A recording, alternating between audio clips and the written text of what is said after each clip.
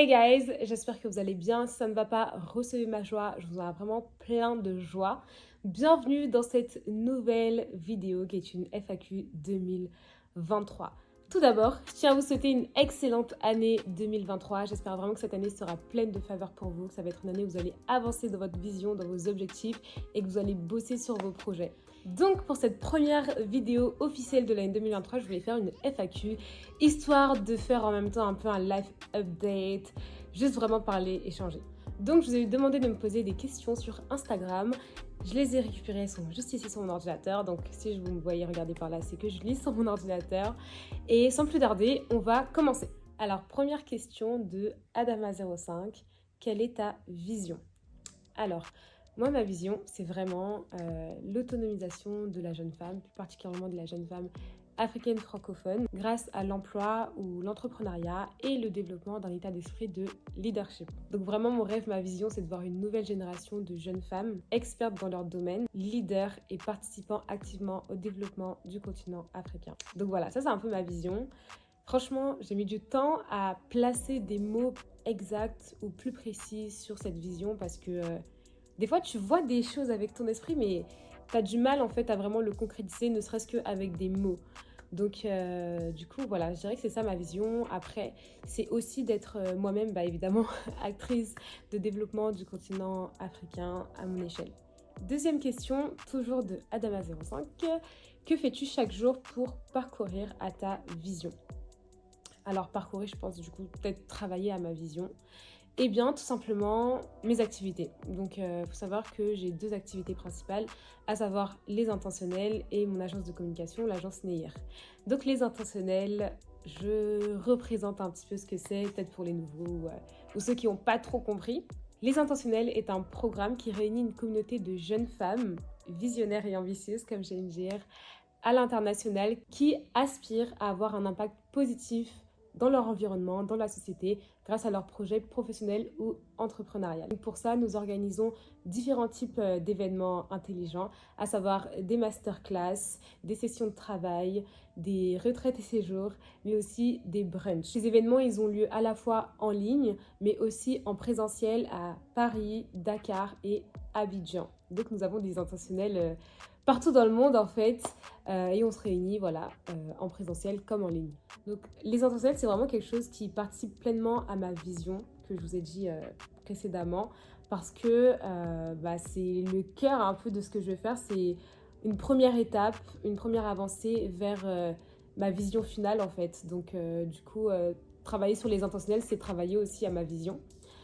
Ensuite, ma deuxième activité, c'est mon agence de communication, donc l'agence Neir. Déjà, il faut savoir que Neir, ça signifie lumière en hébreu. Pourquoi? Parce que chez Neir, notre mission est de révéler votre lumière grâce aux outils de communication digitale. Donc l'agence Neir accompagne les dirigeants dans leur personal branding et également les entreprises dans leur création de contenu et gestion des réseaux sociaux. Et nous faisons également des formations à la communication digitale. Donc là, actuellement, on est en plein développement en fait de l'agence à Dakar. Donc vraiment, mon objectif avec l'agence NIR, c'est de créer de l'emploi pour les jeunes femmes. Déjà, premièrement, en commençant par Dakar, mais plus tard, j'espère, vraiment dans la sous-région. On continue les questions. Donc là, c'est une question beaucoup plus light. Emma, avec quel téléphone tu filmes tes stories? J'adore la qualité vidéo. Je filme avec un iPhone 13 Pro Max. C'est d'ailleurs celui avec lequel je suis actuellement en train de filmer cette vidéo, parce que j'avais oublié ma caméra et comme je m'étais vraiment fixée pour objectif de filmer la vidéo aujourd'hui, je la filme avec ce que j'ai et normalement ça devrait quand même rendre assez bien parce que voilà, l'objet coûte cher. Je filme avec cet iPhone, mais il faut savoir que pour avoir une bonne qualité, c'est pas juste le fait d'avoir le meilleur téléphone, c'est plus les paramètres, etc., les réglages qu'on met et notre manière de filmer fait que la qualité va être plus ou moins bien en fait. Alors, prochaine question de la fille d'en haut. Donc on discute souvent sur Instagram, donc coucou. Hi Rachel, comment tu as bâti un carnet d'adresses et de l'expérience aussi jeune? Alors, je vais commencer par la deuxième partie de la question sur l'expérience. Il faut savoir que j'ai découvert la communication digitale en me lançant sur YouTube quand j'avais 15 ans. Pour évidemment alimenter ma chaîne, je me suis formée de manière autodidacte, donc au montage vidéo, à la communication digitale, la gestion des réseaux sociaux, etc. Et ensuite, cette expérience que j'avais acquise grâce à la gestion de ma chaîne, je l'ai mise à profit pour des associations, donc en m'engageant bénévolement. Et donc ça m'a permis de continuer à développer mes compétences. que par la suite, j'ai utilisé plutôt aussi avec des entreprises. Donc voilà un peu comment est-ce que j'ai développé mes différentes expériences.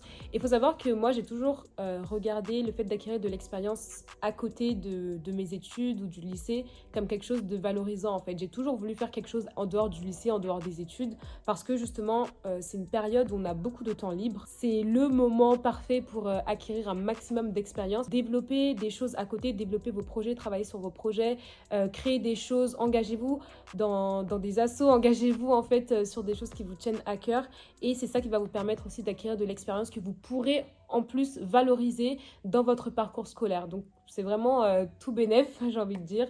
Et aujourd'hui, c'est ça qui m'a permis d'acquérir de l'expérience et donc a fortiori aussi un carnet d'adresses. Après, disons que bon, j'ai un beau réseau quand même, mais il y a encore plus qui est possible d'avoir, plus de contacts encore à obtenir. Bon, ça fait bizarre dit comme ça, hein. Mais bref, en tout cas, je peux encore travailler davantage sur mon réseau, élargir encore plus mon réseau. Mais par rapport au réseau que j'ai actuellement, bah justement, c'est grâce aux différentes expériences que j'ai acquéries à côté des cours. Question de grâce, qui a plusieurs questions d'ailleurs. Premièrement, quelles sont les habitudes qui sont indispensables à mettre en place dans son quotidien? Premièrement, c'est prier et méditer. Pour moi, c'est une habitude essentielle parce que en tout cas, à mon niveau, c'est ce qui me permet d'avoir vraiment de la clairvoyance et de la clarté, du discernement sur tout ce que je fais. En fait, franchement, si je prie pas et que je médite pas, je vous promets, je ne suis pas moi-même. C'est-à-dire vraiment, si je maintiens pas ma relation avec Dieu, j'ai pas l'impression d'être à 100% moi-même. Je sais pas si vous voyez ce que je veux dire. Donc pour moi, c'est une habitude extrêmement importante du quotidien. Ensuite, deuxième habitude vraiment à avoir au quotidien, c'est le fait de noter ses idées. Donc de vraiment toujours écrire les choses qui nous passent par la tête parce que notre cerveau n'est pas un disque dur de stockage. Même si on retient beaucoup de choses, c'est toujours mieux quand on écrit ses idées parce que franchement, des pensées, on en a, mais des milliers par jour en fait. Et c'est vraiment important de noter les différentes idées que vous avez, les différentes choses qui vous reviennent en tête, etc. Premièrement, afin de les exécuter. Si par exemple, une idée comme ça que vous pouvez avoir dans un coin de votre tête peut devenir un vrai projet que vous pouvez concrétiser. Donc toujours noter et aussi noter évidemment toutes les choses qu'on pense à faire, donc tout ce qui est to-do list, etc. Et donc, ça me fait une belle transition sur la troisième habitude, c'est de planifier et organiser ses journées. Franchement, c'est hyper important pour être productif parce que des fois, c'est soit on a beaucoup de temps entre nos mains, mais comme on n'a pas en fait une vue d'ensemble sur notre journée ou sur notre semaine, eh bien, on ne va pas se rendre compte de tout le temps qu'on a en main et de tout ce qu'on serait capable de produire pendant ce temps-là. Et à l'inverse, sans planifier et s'organiser, on peut sous-estimer le temps qu'on a et penser qu'on a tout le temps du monde pour faire ce qu'on a à faire alors que pas toujours. Et justement se retrouver sous l'eau, stressé, avec des deadlines jusque-là et ne plus en pouvoir en fait. Donc vraiment s'organiser, planifier, c'est hyper important. Deuxième question que je sélectionne, des questions de grâce, c'est quels sont les livres qu'on devrait lire au moins une fois dans sa vie? Il y a les 7 habitudes de ceux qui réussissent tout ce qu'ils entreprennent de Stephen Covey. Alors c'est un livre qui est un peu compliqué à lire. C'est pas un livre qu'on lit d'une traite, c'est un livre qu'on lit vraiment le long d'une vie. Un livre à lire qui est vraiment très très très profond. Rien que l'introduction du livre en fait, tu peux t'asseoir un mois dessus. Ensuite, il y a le livre Atomic Habits de James Clear. Donc, il me semble qu'en français, c'est Un rien peut tout changer. Donc, de James Clear, qui est un livre très très bien aussi sur les habitudes. Parce que franchement, les habitudes, c'est hyper important. Que, en fait, c'est les actes qu'on répète chaque jour. Et finalement, c'est tout ce qu'on répète chaque jour qui fait qui on est le long d'une vie, en fait. Donc, bref, pour moi, c'est quelque chose d'hyper important et je lis beaucoup dessus. Ah, un autre livre aussi que j'aime beaucoup, 5 AM Club. Donc j'en ai parlé récemment aux intentionnels. Je fais un petit résumé de livre de ce livre qui est juste génial, donc je vous le recommande. C'est voilà, The 5 AM Club de Robin Sharma. Il y a un livre aussi que j'aime beaucoup, c'est The Millionaire Fastlane, donc l'autoroute du millionnaire de M.J. DeMarco. Alors le titre paraît un peu cliché, genre l'autoroute du millionnaire et tout, mais je pense que c'est l'un des meilleurs livres que j'ai lus en gestion de l'argent et finances. Franchement, ce livre est juste génial, absolument à lire. De grâce, quels sont tes objectifs pour l'année 2023? Alors, pour cette année, je pense que je ne vais pas publiquement partager mes objectifs, parce que franchement, cette année 2022 m'a appris à me taire. Voilà, m'a appris à me taire. Des fois, faut pas trop parler, dire oui, je vais faire ci, ça. Tu peux parler de ta vision de manière en surface, donc de manière générale, voilà, ce que tout le monde peut entendre, ce que tout le monde peut recevoir. Mais il y a certaines choses, il n'y a clairement pas besoin d'aller en détail dessus sur Internet. Donc voilà. Ensuite, une question de Atypique Freezy. Comment décides-tu de saisir ou non une opportunité? Alors, très très bonne question. En fait, toutes les opportunités ne sont pas bonnes à saisir. Il faut savoir reconnaître les opportunités qui sont vraiment faites pour nous et qui sont le mieux et pas le bien. Je vous explique. Il y a un adage qui dit que l'ennemi du bien, c'est le mieux. En gros, il y a certaines opportunités qui peuvent être bien pour nous, mais des fois, ce n'est pas les meilleures opportunités pour nous. Et justement, il faut être sélectif dans le sens où il faut vraiment questionner une opportunité pour voir si elle est réellement en alignement avec déjà notre timing du moment, le timing de Dieu aussi, et aussi avec notre vision et nos valeurs. Franchement, saisir des opportunités lorsque elles ne sont pas totalement en alignement avec notre vision ou vraiment juste de manière éloignée, etc., ça peut être frustrant finalement à la longue. Et surtout, il y a un moment donné, vous n'allez pas forcément vous sentir à votre place. Il ne faut pas mettre de côté ses principes et ses valeurs pour une opportunité. Parce que des opportunités, il y en aura toujours. Surtout si vous êtes quelqu'un justement qui est aligné à sa vision, ses valeurs, ses objectifs. Les opportunités en fait ne vont pas manquer. C'est même les opportunités qui vont venir à vous. Donc gardez en tête que mieux vaut refuser une opportunité avec laquelle on n'est pas en alignement que d'accepter et finalement pendant plusieurs mois ou une période voilà, sur le temps de la collaboration, ne pas être à l'aise en fait. Question de FDS Fadas. J'arrive pas à lire. Je vais dire Fafa. Question de Fafa. Comment tu gères ta vie avec Ellie et ton agence, sachant que tu es étudiante? Il faut savoir qu'actuellement, je suis en 3e année de bachelor gestion des entreprises et management et j'ai choisi de suivre mes cours 100% en ligne. Alors, justement, j'ai fait ce choix pour pouvoir travailler plus cette année sur mes différents projets et organiser mon temps comme je le souhaitais. Franchement, les cours en ligne, c'est pas simple parce que ça demande beaucoup plus d'engagement que les cours physiques. Parce que quand tu vas en cours, t'es un peu obligé de suivre parce que t'es là. Alors que pour les cours en ligne, il faut vraiment te dire, ok, là, il faut vraiment être intentionnel en fait. Il faut vraiment se dire que là, je vais travailler sur les cours, etc. Et s'obliger, se forcer parce que des fois, t'as pas envie, clairement. Le fait d'avoir mes cours 100% en ligne, ça me permet vraiment d'organiser mon emploi du temps comme je le souhaite et donc de faire le temps qu'il faut pour gérer les intentionnels, le temps qu'il faut pour gérer mon agence de communication et le temps qu'il faut aussi pour suivre mes cours finalement. Alors là, j'ai une question, mais c'est pas vraiment une question, c'est plus une affirmation et je vais partager mon point de vue. Alors c'est Nelly qui me dit « Moi je suis toujours très stressée en début d'année parce que j'ai peur de la rater ». Premièrement, Nelly, il faut vraiment changer ta perspective, ta vision par rapport à l'année. Comment est-ce que tu visualises l'année? Mieux vaut que tu te concentres en fait sur comment est-ce que tu peux réussir l'année plutôt que comment ne pas échouer cette année, tu vois. C'est plus ou moins la même chose, mais c'est 2 tons différents. Donc premièrement, c'est de te concentrer sur comment est-ce que tu peux réussir ton année. Qu'est-ce que tu peux mettre en place pour réussir ton année? Et tu verras que rien que ça va changer ta perspective et ta manière de voir les choses. Et ensuite, ce que tu peux faire, c'est vraiment travailler sur tes objectifs, travailler sur ta préparation par rapport à l'année. Parce que généralement, quand on se prépare, que ce soit par rapport à l'année, que ce soit pour n'importe quelle chose, pour un entretien, pour une présentation, on peut être stressé quand même, mais on l'est toujours moins lorsqu'on se prépare. Donc l'idée, c'est aussi de préparer ton année, te préparer comme tu peux à ton échelle. Et voilà. Question de Alice la Crème. Est-ce possible d'intégrer les intentionnels? Si oui, comment faire? Alors, la prochaine rentrée va être en juillet 2022, mais actuellement, la liste d'attente est ouverte et vous pouvez vous inscrire sur la liste d'attente. Il faut savoir qu'il y a déjà pas mal de personnes en liste d'attente, donc vraiment, dépêchez-vous si vous voulez avoir votre place, parce qu'on va limiter les places, parce que l'idée, c'est pas d'être un nombre ingérable, en fait, par rapport à l'équipe. Mais c'est vraiment de pouvoir prendre soin de chacune d'entre vous et apporter de la valeur à toutes. Donc, si vous voulez votre place pour la promo de 2023, inscrivez-vous sur la liste d'attente dès maintenant. Ensuite, j'ai une question de Jovelita.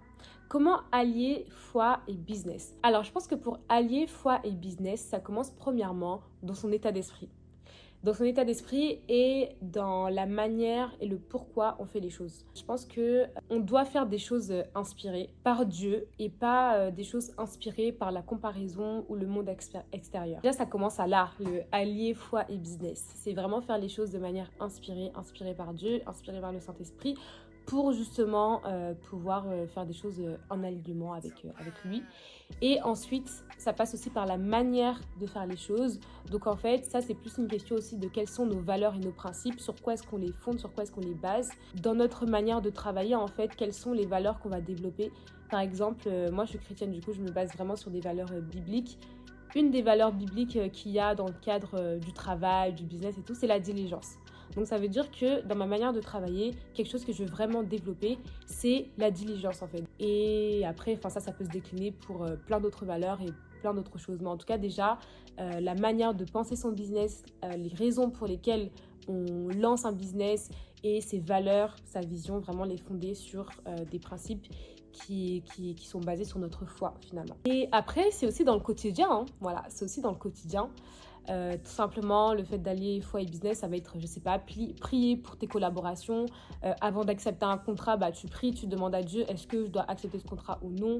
Et vraiment être inspiré, être guidé finalement par Dieu. Donc voilà un peu ce que je répondrai à cette dernière question de Mayaya. Comment savoir qui peut être un bon allié pour nous? Je pars du principe que franchement, on connaît jamais souvent les gens en profondeur. Genre franchement, hein, même les personnes avec qui on reste au quotidien, voilà, on les connaît jamais toujours en profondeur. Mais en revanche, on peut analyser du coup leur comportement extérieur et en tirer des conclusions. Donc je pense que pour ça, il faut vraiment apprendre à analyser les personnes et surtout avoir du discernement. Et sincèrement, quand il en vient du cœur de l'homme, il y a un niveau où franchement, c'est que Dieu qui peut te révéler. Je suis désolée, mais il y a un niveau où c'est que Dieu qui peut te révéler la profondeur du cœur de quelqu'un, ce qu'il a vraiment derrière la tête par rapport à toi, etc. C'est aussi ça, hein, c'est prier pour ses relations, avoir du discernement, être sélective aussi dans ses relations. Franchement, en 2023, les relations qui nous servent à rien et qui, en plus, certaines nous freinent ou nous empêchent d'aller plus loin dans nos objectifs, dans notre vision et tout. Non, ça, déjà, on laisse ça derrière nous. Mais une fois qu'on a dépassé cette phase de tri, de voilà, être sélectif, etc., c'est aussi la phase de bien discerner avec qui est-ce qu'on s'allie, parce que le mot allier, c'est un mot extrêmement fort. Et après, avant de vouloir avoir de bons alliés, il faut soi-même aussi être un bon allié et savoir aussi, nous, ce qu'on apporte sur la table finalement, la valeur ajoutée qu'on est, la valeur ajoutée qu'on peut apporter aux personnes autour de nous, à côté de nous. Ensuite, une question de Princesse Awanji. Quelles sont les étapes importantes pour avoir une vie intentionnelle? Alors, la Princesse Awanji, j'ai écrit tout un livre dessus. Donc vraiment, je t'invite à aller, à te prendre une copie de mon livre et dedans, je détaille tout. J'ai sorti un livre qui s'appelle Un style de vie intentionnel où justement, je vous partage les clés pour vivre une vie intentionnelle. Donc, je vous invite vraiment à vous procurer une copie de ce livre. Il est disponible sur Amazon, donc n'hésitez pas. Disponible sur Amazon, très bientôt disponible à Dakar. Aujourd'hui, de Myriam qui me demande « Ça va ?» Tout simplement, ça va. Est-ce que ça va? Donc merci Myriam pour ta question. Et oui, ça va. Ça va dans le sens où je suis contente parce que là je suis à une période où je travaille vraiment concrètement sur ma vision, sur mes objectifs de vie, par rapport à tout ce que je fais en fait dans mon quotidien, dans ma vie. Et ça, franchement, il n'y a pas meilleur sentiment que de marcher pleinement en fait dans sa vision et de continuer à la développer, à l'approfondir, à creuser en fait, parce que finalement on n'a jamais fini aussi de découvrir sa vision. On peut avoir une vision de base, mais tout le temps on apprend de nouvelles choses parce que on se nourrit finalement pour soit se développer, mais aussi développer son expertise, développer sa vision. Donc chaque jour en fait j'approfondis encore plus ma vision, mais déjà le simple fait de par les intentionnels, de par le développement de l'agence Layer et mes diverses activités, avancer dans ma vision, c'est juste c'est un immense sentiment de reconnaissance, de gratitude, de fierté aussi, mais surtout d'épanouissement finalement. Après, le fait de aussi travailler sur sa vision, ça ne veut pas dire que tous les jours c'est facile. Alors là, pas du tout. Tous les jours, ce que je fais a un sens, mais c'est pas pour autant que c'est facile et que du coup, ça me demande aucune discipline. Alors là, absolument pas. Il y a des matins, je me réveille, j'ai pas envie de travailler. Voilà, et des matins, je me réveille, je me dis, mais franchement, oh là là, il y a tout ça sur ma to-do list. Mais tu te lèves et tu y vas quand même parce que tu as pris des engagements, tu as des personnes à qui tu dois répondre, tu as des attentes auxquelles tu dois répondre, il y a des choses auxquelles tu dois être là en fait. Enfin, tu dois être là où tu es attendu, déjà là où Dieu t'attend et là où tu es attendu. Donc, du coup, voilà, c'est pas toujours simple. Donc, du coup, c'est ça qui nuance un peu le ça va. Il y a beaucoup de choses sur les épaules. Quand même, ça va parce que je sais que tout ce que je fais aujourd'hui a du sens pour moi. Alors, j'ai une question de Cal Motivanst. J'ai tellement d'idées, mais l'exécution, zéro. Comment passer le cap? Alors, pour passer de l'idée à l'exécution, il y a l'étape du plan. Donc, une fois que tu as une idée en place, une idée de projet, etc., il faut vraiment développer un plan d'action concret avec des dates, des deadlines, des actions que tu dois poser pour pouvoir passer à l'action. Alors, ensuite, j'ai une question de Nancy qui me demande c'est qui votre modèle professionnel. C'est pas une personne qui a réellement existé en vrai, quoique son histoire est inspirée de faits réels, mais c'est le personnage Olivia Pope de la série Scandale. Donc, c'est la protagoniste, le personnage principal de cette série. Et cette femme m'inspire beaucoup. Enfin, c'est sa carrière professionnelle qui m'inspire. Voilà, je tiens à dire que c'est sa carrière professionnelle qui m'inspire. Pas trop sa vie perso. Bon, ceux qui ont regardé la série savent. Mais disons que sa carrière professionnelle m'inspire beaucoup. Surtout par rapport en fait à la communication. Voilà, par rapport à la communication et le niveau de les sphères dans lesquelles elle travaille par rapport à la communication et les médias. C'est voilà, un parcours professionnel qui m'inspire beaucoup. Ensuite, j'ai une question de Miss J. Hey Rachel, déjà tu m'inspires beaucoup, merci. Merci à toi. J'ai 25 ans, je n'ai toujours pas une vision claire de ce que je veux vraiment faire, ni de passion. Je suis ingénieur software et je bosse dans le domaine, mais ça ne me passionne plus du tout. Que penses-tu que je devrais faire? Merci. Bon, sincèrement, alors c'est vraiment pas pour placer mon livre, hein, mais j'en parle dans mon livre, surtout en ce qui concerne la vision. La vision, c'est le premier chapitre de mon livre, c'est la première partie de mon livre. Donc du coup, Miss J, j'en parle dans mon livre, je t'invite à te le procurer, comme ça tu auras vraiment en fait toutes les étapes et tous les exercices. Dans chaque chapitre, absolument chaque chapitre, il y a des exercices pour te permettre de travailler sur tout ce qui est dit en fait. Donc vraiment, je t'invite à te procurer le livre. Il est disponible sur Amazon et très bientôt disponible à Dakar. Alors, ensuite, j'ai une question. Alors, ça, c'est la question finale. C'est vraiment la question finale du Q&A. Mais je pense que je vais répondre pour donner mon point de vue. Parce que, bon, c'est pas un sujet que j'aborde... c'est pas du tout un sujet que j'aborde tout le temps. C'est pas du tout un sujet que vous verrez souvent abordé sur ma chaîne. Donc, voilà. Est-ce que, pour toi, le mariage est une priorité maintenant? Alors, non, absolument pas. Le mariage n'est pas du tout ma priorité maintenant. Il faut savoir que moi, j'ai 21 ans. Je suis au début de ma vingtaine. Là, mon focus, mon objectif, c'est d'investir en moi, de m'éduquer, de me former, de travailler sur mes projets, développer mes projets. Voilà, ça c'est mon focus. C'est pas ma priorité, donc voilà, pour l'instant, je suis focus. Donc vraiment, le fait de grandir, de me développer, afin d'être une vraie valeur ajoutée à la société et à l'heureux élu plus tard. Et après, il y a aussi plusieurs personnes qui m'ont demandé des questions en mode « Comment ça va amoureusement pour toi ?»